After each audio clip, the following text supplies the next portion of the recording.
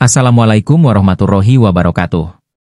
Sebelum kita mulai kisah yang penuh hikmah ini, mari kita bersholawat kepada Nabi Muhammad SAW, agar kita diberikan panjang umur yang barokah. Jangan lupa subscribe dan berkomentar di bawah, karena subscribe dan komentar Anda sangat berarti bagi kami. Mari kita mulai kisahnya. Bayangkan dirimu terdampar di sebuah pantai asing. Bukan pantai wisata yang ramah dan hangat, tapi sebuah garis pantai sepi, liar, tanpa tanda-tanda kehidupan. Angin menerjang seperti cambuk, mengangkat butiran pasir asin dan melemparkannya ke wajahmu. Ombak datang bergulung-gulung, seolah ingin menelan siapapun yang berani mendekat. Langit tak ramah, abu-abu, berat, seolah menindih dunia. Tak ada makanan, tak ada air, tak ada suara selain deru angin dan riuh ombak yang menghantam karang.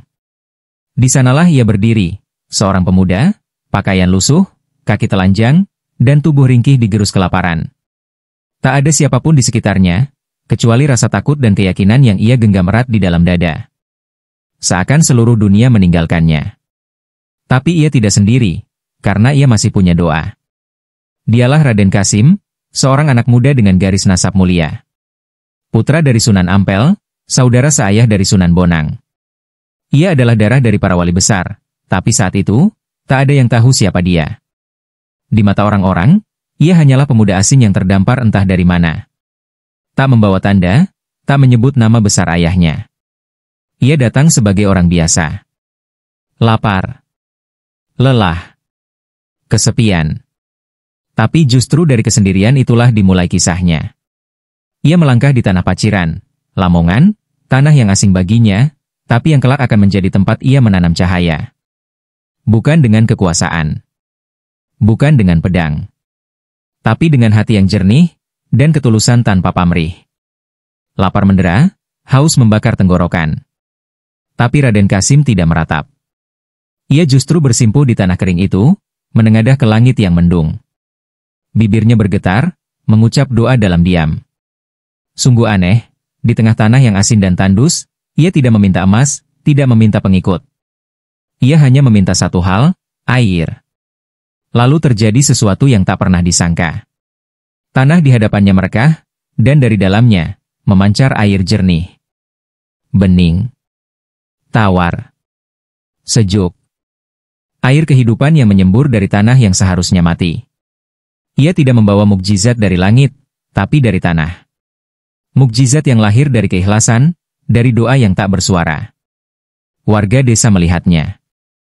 Mereka datang dari kejauhan, penasaran dengan semburan air di tanah yang seharusnya kering. Mereka menyaksikan pemandangan aneh, seorang pemuda asing yang duduk bersujud di dekat mata air. Air itu terus mengalir. Dingin. Bersih. Seolah bumi sendiri tunduk pada doanya. Siapa dia? Bisik warga. Tak ada yang berani mendekat. Tapi aura ketenangan dari pemuda itu membuat mereka perlahan menghampiri. Tak ada kebencian. Tak ada ancaman. Hanya keajaiban yang membungkam logika. Raden Kasim menatap mereka. Matanya lembut, tapi dalam. Dan sejak hari itu, mereka tahu, pemuda itu bukan orang biasa. Hari-hari berlalu. Raden Kasim tinggal bersama warga. Ia tidak meminta apa-apa. Tapi ia memberi air, kata-kata yang menyejukkan, dan doa yang menenteramkan. Lalu datang musim kemarau. Tanah retak. Sawah kering. Warga panik.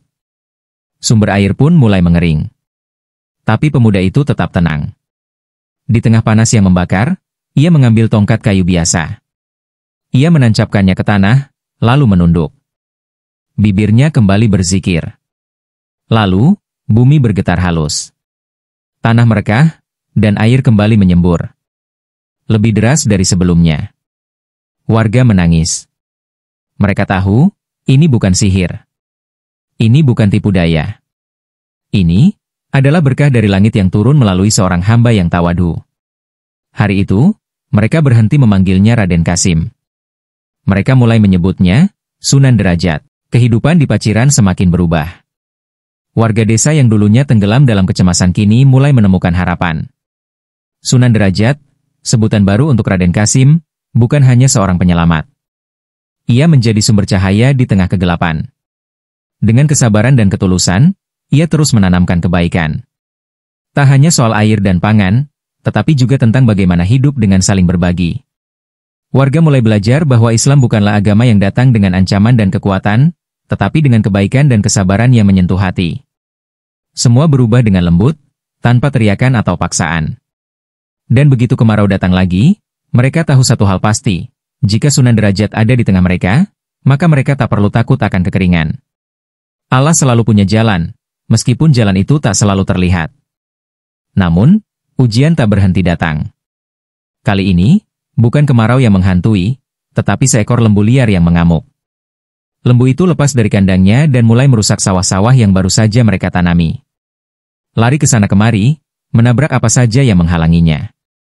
Tak ada seorang pun yang berani mendekat. Lembu itu seperti terbuat dari besi, liar dan tak terkendali. Warga semakin panik. Mereka mencoba berbagai cara, memanggil pemburu, tetapi lembu itu tetap tak bisa dijinakkan.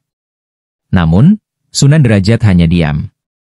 Ia berjalan perlahan menuju lembu yang mengamuk itu. Tanpa rasa takut. Tanpa kebencian. Ia hanya berdiri, mengangkat kedua tangan dan mulai berzikir. Suara zikirnya memecah keheningan. Perlahan, lembu yang dulu tampak seperti binatang buas itu mulai berhenti mengamuk. Ia terduduk, tenang. Lalu, dengan gerakan yang aneh, lembu itu berjalan menjauh, meninggalkan sawah yang telah hancur. Warga berdiri tertegun. Mereka tahu, ini bukan sekadar keberuntungan.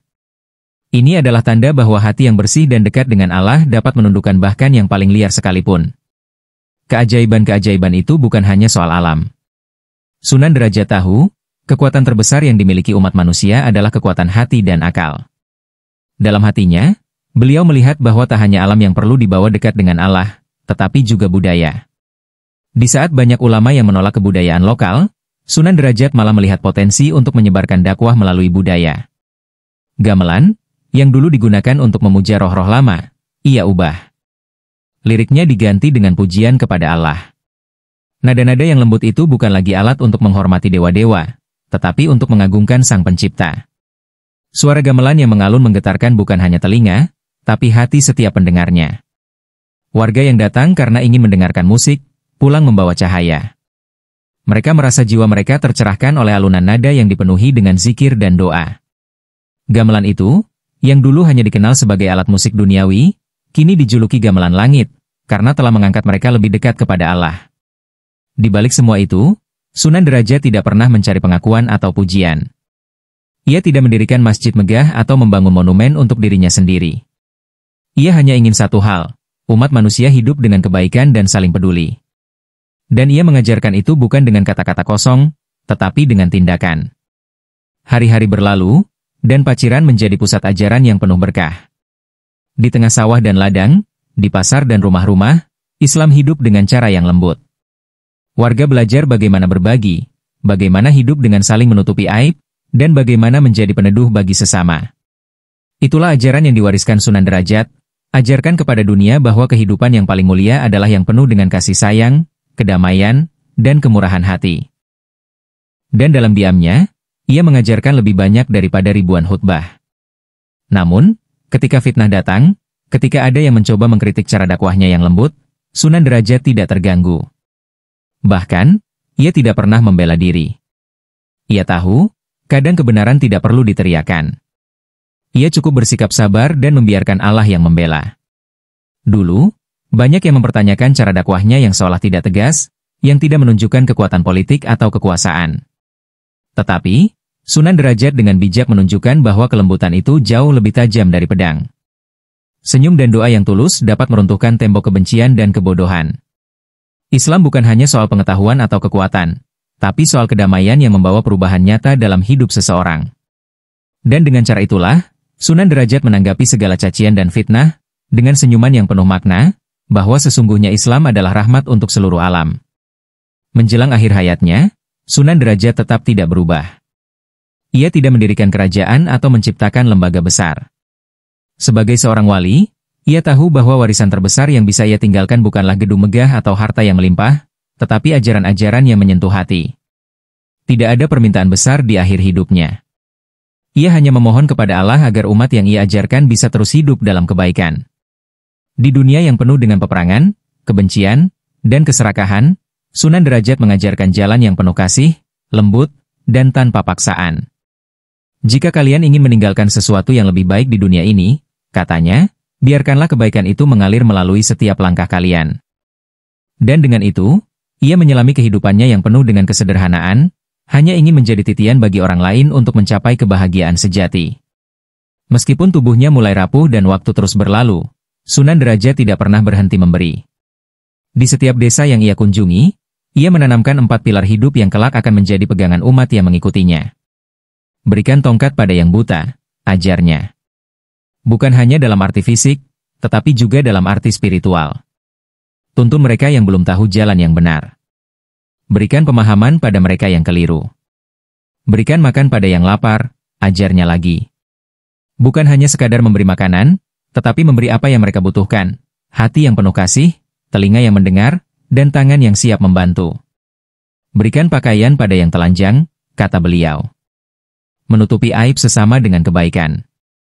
Jangan jadikan kesulitan orang lain sebagai bahan pembicaraan. Dan yang terakhir, berikan perlindungan pada yang kehujanan. Jangan biarkan sesama kita terjatuh dalam kesedihan tanpa ada yang menolong. Jadilah peneduh bagi mereka yang dalam kesusahan. Keempat kalimat itu mungkin terdengar sederhana, tetapi bagi Sunan Derajat, itulah esensi dari kehidupan yang penuh makna. Ia tidak pernah melihat hidup ini dari perspektif yang sempit, dari hanya yang tampak di mata. Ia melihat kehidupan sebagai jalinan tak terputus yang harus dijaga dengan kebajikan. Apa yang engkau beri, itulah yang akan kembali kepadamu, katanya dengan lembut. 4 pesan itu kemudian menjadi pegangan bagi seluruh pengikutnya. Bukan hanya untuk umat Islam, tetapi untuk siapa saja yang mencari makna sejati dalam hidup ini. Dalam setiap langkah mereka, ajaran Sunan Derajat tetap hidup. Dan meskipun tubuhnya akan kembali ke tanah, ajarannya tidak akan pernah mati. Ia sudah menanamkan benih-benih kebaikan yang akan terus berkembang sepanjang zaman. Hari-hari berlalu, dan Sunan Derajat akhirnya kembali kepada Sang Pencipta. Tetapi meskipun jasadnya telah terkubur di tanah, warisannya tetap hidup. Seperti air yang mengalir dari tanah yang dahulu ia buat sumber kehidupan, ajaran-ajaran Sunan Derajat terus mengalir ke hati umat manusia. Tidak hanya di Lamongan, tidak hanya di Jawa, tetapi di seluruh Nusantara. Pesan-pesan kebaikannya menyebar jauh melampaui batas waktu dan ruang. Banyak orang yang belum pernah bertemu dengan Sunan Derajat secara langsung, tetapi mereka merasakan kehadirannya melalui tindakan dan kata-kata yang diwariskannya. Hidup yang penuh kasih, peduli terhadap sesama, dan tak membedakan satupun umat manusia, itulah warisan terbesarnya.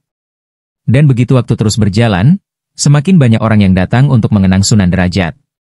Mereka datang bukan hanya untuk berziarah, tetapi untuk kembali merenung dan mengingat ajaran yang telah ditanamkan dalam jiwa mereka. Sunan Derajat tidak hanya seorang wali, tetapi juga seorang pendidik sejati yang menanamkan kebijaksanaan tanpa harus berbicara keras.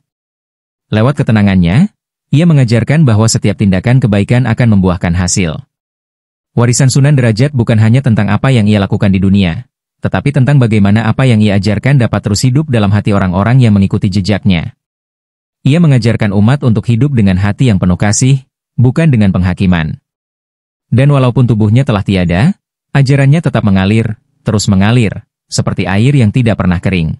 Ketika malam tiba, bintang-bintang bersinar di langit Lamongan, namun tidak ada yang lebih bersinar daripada pesan-pesan yang ditinggalkan Sunan Derajat. Dalam sunyi, di bawah langit yang luas, banyak orang yang masih mencari petunjuk.